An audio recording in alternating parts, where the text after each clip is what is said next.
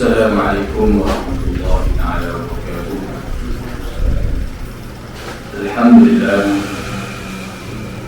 Alhamdulillahilladzi arsala rasulahu bil huda wa uswatil hasanah liman kana yarjullaha wal yawmil akhir.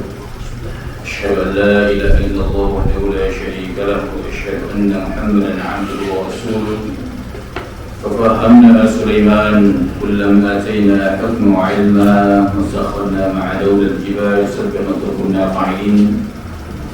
يا حي يا قيوم يا موسى وهارون يا إبراهيم يا محمد صلى الله عليه أجمعين. اللهم ارزقنا فهما وحكمة والعقل وصبر يا أرحم الراحمين. اللهم افتح علينا فضول العارفين وارزقنا فهم النبيين والعلماء العاملين حسن المرسلين وإمام المتقين برحمتك يا أرحم الراحمين. Alhamdulillah, syukur kita kepada Allah Subhanahu wa taala. Karena Allah Subhanahu wa taala panjang umur kita dengan ibadah dan taat kepada Allah. Alhamdulillah bi ni'matihi timmu shalihat, dan kita dapat melaksanakan ibadah yang besar fadilahnya, yaitu sembahyang subuh. Surah ila isi Allah Subhanahu wa taala. Alhamdulillah bi ni'matihi tatimmu shalihat. Jadi pada pagi ini kita sambung lagi kitab ini. Qala al-muallif rahimahullah ta'ala wa nafa'ana bi 'ulumihi wa 'ulumina fid darain ya rabbal alamin.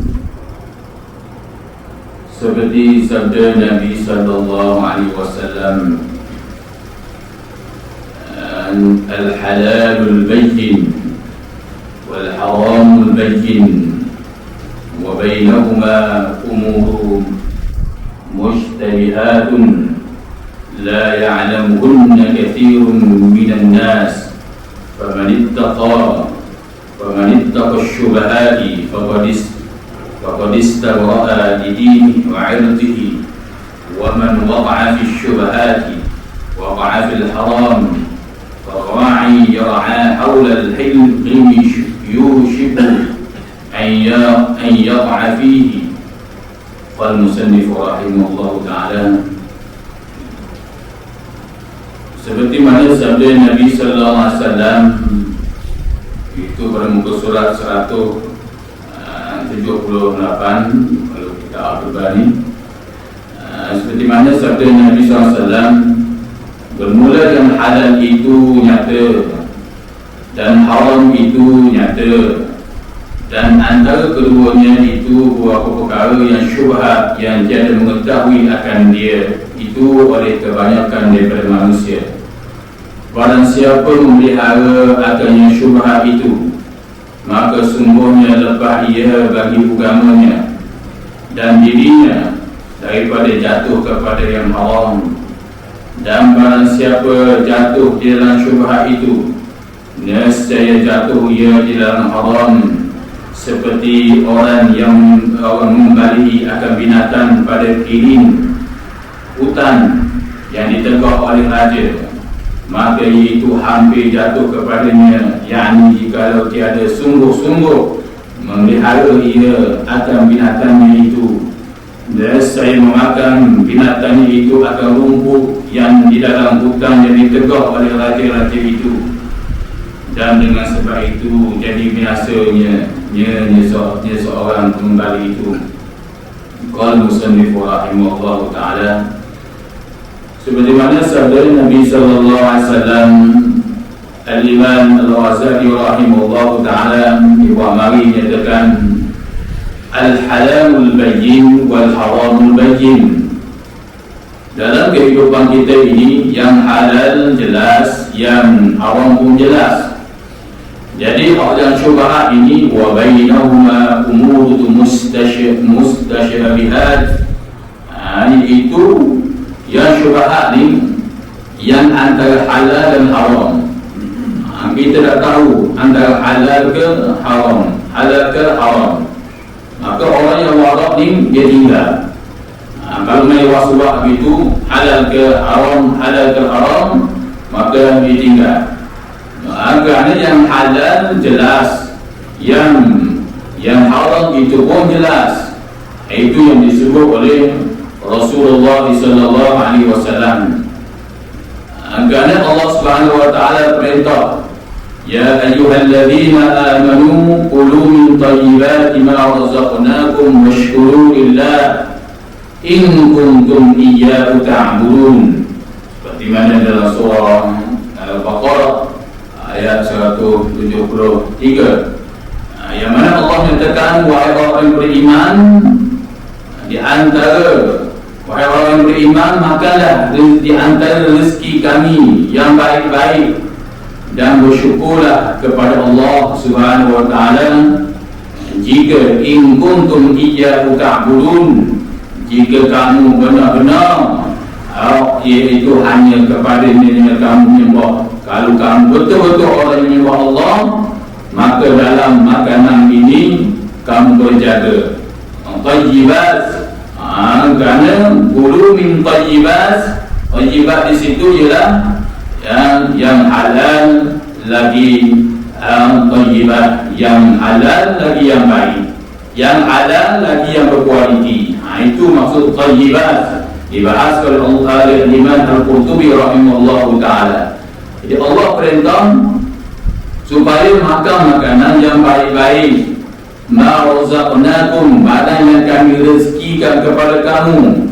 Tak cukup itu saja, washkuru lillah, hendaklah kamu syukur pula kepada Allah atas pemberian Allah Subhanahu wa taala. Maka berpandu kepada ayat itu yang berkaitan dengan halal dan haram ini, khususnya yang halal itu adalah suatu pemberian Allah. Maka hendaklah makan dan bersyukur kepada Allah Subhanahu wa taala.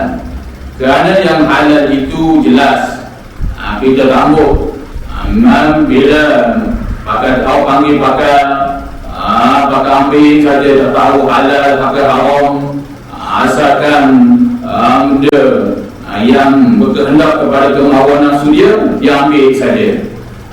Sebab itulah Allah menyatakan, kalaulah manusia bersifat seperti itu, Allah, iaitu Allah boleh menyegerakan kejahatan kepada dirinya, seperti mana dia meminta dengan Allah tentang kebaikan disegerakan.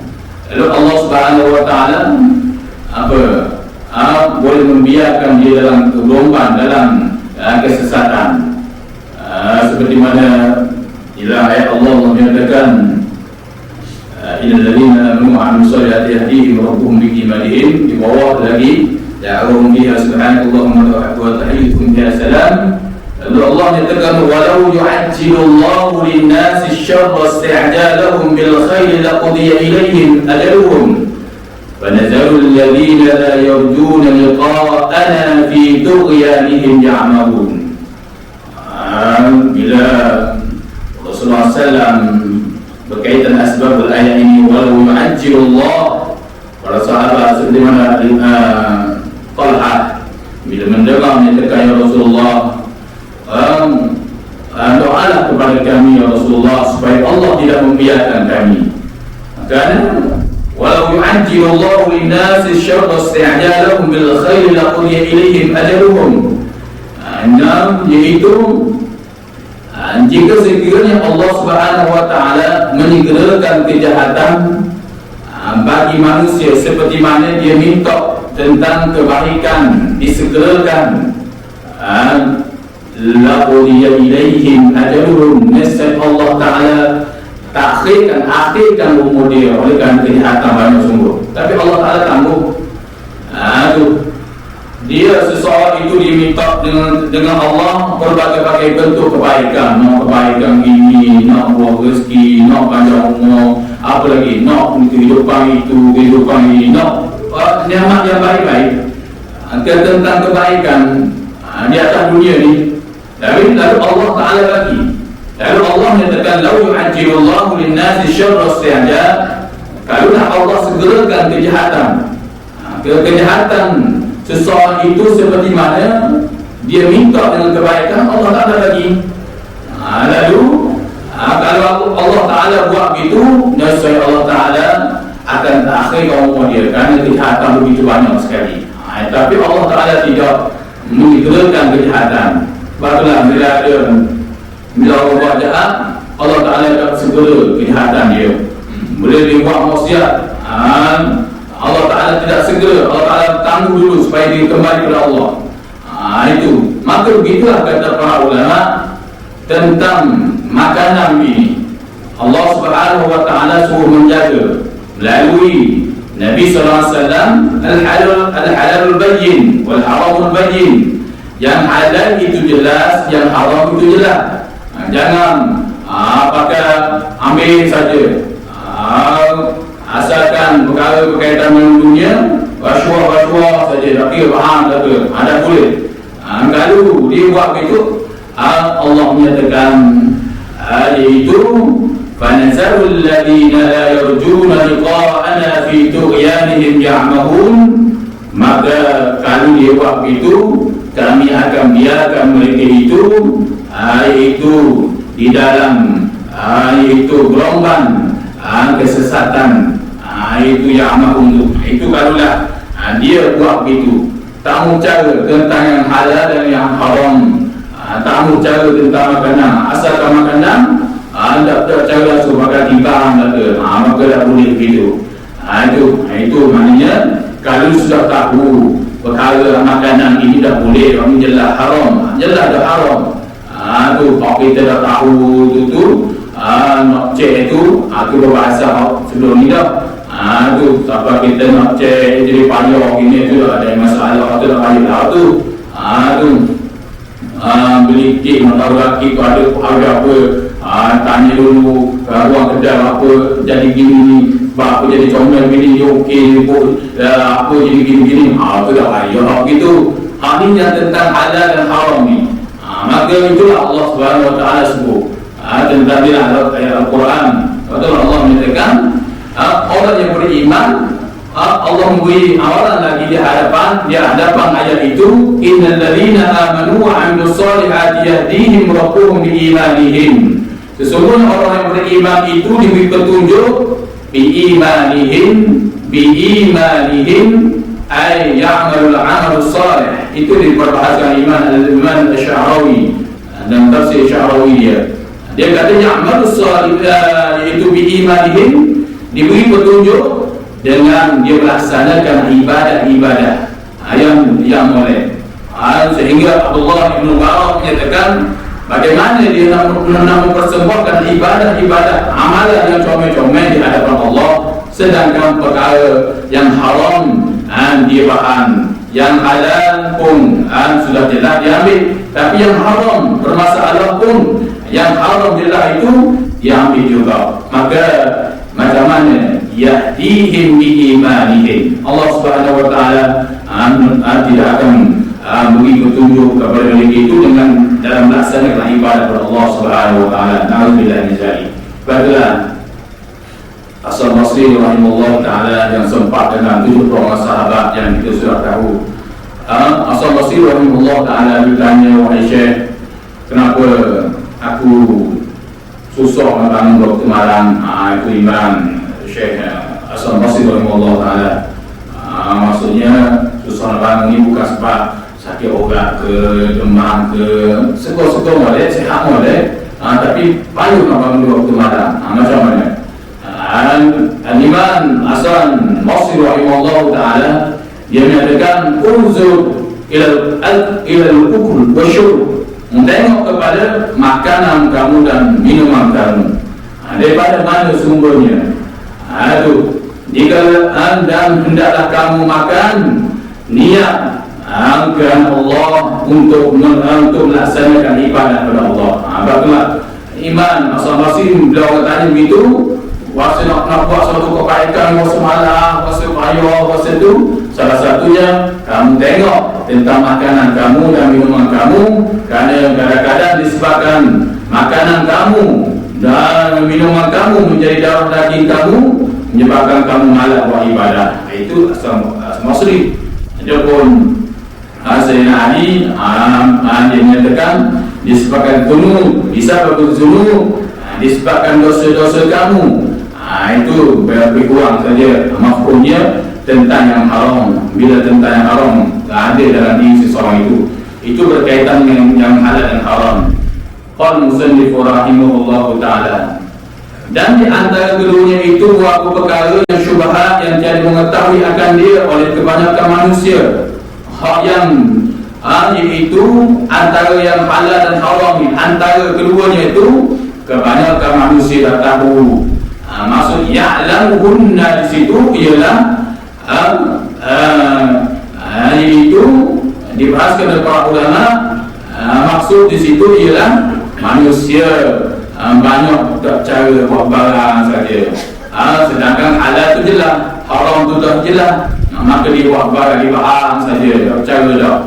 Ini kebanyakan manusia mengetahuinya. Kebanyakan beberapa perkara yang syubhat itu tiada mengetahui akan dia oleh kebanyakan manusia. Dua dibahas oleh ulama. Sama ada manusia mengetahui tapi dia bakal ambil saja. Yang kedua, manusia rasa kasih sesuatu benda tu. Dia kasih pada sesuatu benda tu menyebabkan yang halal, yang haram, yang haram kira dosa-dosa lah, ibarat dia ambil saja. Itu dibahas oleh para ulama. Itu pada kata ulama mengenai pada perkataan hunna di situ. Hunna nun taukid sakilah. Itu menunjukkan dia tahu, tapi oleh kerana dia kasih benda tu haram lah. Dia tahu akibat dia bahan dia yang haram tidak boleh, akibat dia begini, bukan di atas dunia saja, bahkan dia ada akhirat. Tapi oleh kerana dia telah kasih benda tu, maka dia tak kira lah yang salah lah, yang jahat lah. Ini pakai ambil saja, na'udzubillah min zalik. Dan barang siapa memelihara, barang siapa memelihara akan memelihara ia akan yang syubhat. Barang siapa memelihara akan yang syubhat, iaitu akan tu ada sorak tu kepada dia. Barang siapa memelihara ia akan yang syubhat, yang pun yang pun boleh juga, pun apa juga. Tu barang siapa memanistata, itu memanistata syubhat. Barang siapa maka barang siapa memelihara ia akan yang syubhat. Sebab barang sebab bahasa Arab bila sebut mang ni siapa maknanya. Bila disebut siapa, kalau kita belajar bahasa Arab, mang itu makna harfu tasrim. Harfu tasrim siapa, maknanya bila ada siapa maka ada ia. Bila ada ia, mesti ada yang mensifatkan ia. Mana yang Allah, mana Ar-Rahman, yang pemurah. Itu ada sifat. Ar-Rahman itu sifat bagi Allah. Maka begitulah. Dan itu kalau dalam ngaji mengukur kaedah kita pondok tak. Cuma baca cara mafhum itu saja. Itu maknanya barang siapa, kalau nak lagi boleh, barang siapa memelihara ia akan yang syubhat itu, maka sungguhnya lepas ia bagi agamanya dan dirinya daripada jatuh yang haram. Jadi faqad istabara'a dini. Istabara'a ini maksudnya bebas dia, selamat agama dia, diri dia akan selamat daripada jatuh yang haram. Ini penting. Lebih lagi di akhir zaman. Di akhir zaman fitnah banyak. Begitu juga salah satu fitnah tentang halal dan haram ni. Orang kadang-kadang yang halal, yang haram ni dia tahu yang haram, dia tahu kedudukan dia itu salah, tapi dia pakai timbang kata. Itu bukan soal makanan saja, tapi dalam soal jawatan, dalam soal apa kedudukan, dia tahu kedudukan dia itu salah, tapi ada kira ambil saja. Yang penting aradid dunia qalil, dalam kehidupan dunia yang cerah ataupun di sisi Allah kehidupan kehidupan dunia yang sangat sedikit, tapi bagi mereka kehidupan dunia itu lebih besar. Jadi hidup cara begitu maka dia akan jatuh pada yang haram. Tetapi kalau dia jaga yang syubhat ini, maka Allah Ta'ala lepas, Allah Ta'ala bebas dia daripada dia itu bukan dia selamat, diri dia pun selamat. Dan barang siapa jatuh dalam syubhat itu, nescaya jatuh ia di dalam yang haram. Dan barang siapa jatuh ia dalam syubhat, ambil juga orang yang syubhat ni, tahu tak halal tu jelas, haram tu jelas, tapi ambil juga, maka nescaya jatuh ia dalam yang haram.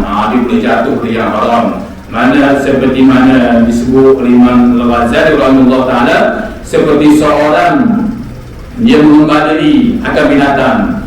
Dia misal kata dia bela kambing pada sekili hutang, dia bela kambing sekili hutang, yang mana hutang tu ditegur oleh raja, ada pemerintah tak boleh masuk, binatang lembu ke kambing tak boleh masuk, kerana hutang ni rupu dia nak pelihara ni tak boleh, kerana nak beri, nak ambil buku tu, nak buat sebagai ladang ke untuk beri kepada binatang-binatang yang lain pula. Kalau raja ataupun mentor tu pegang binatang, maka tiba-tiba seorang ni dia mengembali kambing, dia mengembali lembu ke, lalu dia hampir kepada hutang itu. Yakni jika dia sungguh tiada bersungguh-sungguh memelihara binatangnya itu, nescaya memakan binatangnya itu rumput yang di dalam hutang yang ditegur oleh raja itu, dan dengan sebab itu jadi binasanya seorang itu. Jadi dah raja larang dah, ni kawasan larangan, tak boleh. Mana-mana pengembala kambing lembu tak boleh lepas sesuka hati di dalam hutang kerana rumput dia ataupun bahan pokok-pokok yang bagus, yang molek, tak boleh. Maka dia nak lalu di kawasan hutan, dapat tidak dia kena lalu kawasan hutan tu untuk dia nak pergi ke kebun dia yang sebelah tu. Tapi hutan ni adalah hutan raja ataupun pemerintah, pemimpin. Tapi dia bila dia lembu dia ambil dia tu, dia tak jaga molek. Kalau dia jaga supaya tak pakai buku-buku yang ditegur oleh raja ni, maka begitulah. Yang haram, yang jelas, yang halal tu jelas, maka kalau dia tak jaga pakai ibang, tak kira halal akan haram, maka ambil saja, dia akan jatuh pada kebinasaan. Seperti mana seorang pengembala, dia akan jatuh dalam kebinasaan, dia akan disamang, dia akan dipenjara oleh raja dan pemerintah, kerana raja beri amaran. Maka begitulah, Allah Subhanahu Wa Taala sudah beri amaran, jangan ambil yang haram, tak boleh. Tapi dia ambil juga, maka dia akan mendapat binasa di dunia maupun di akhirat. Nauzubillah min zalik. Ini bahaya.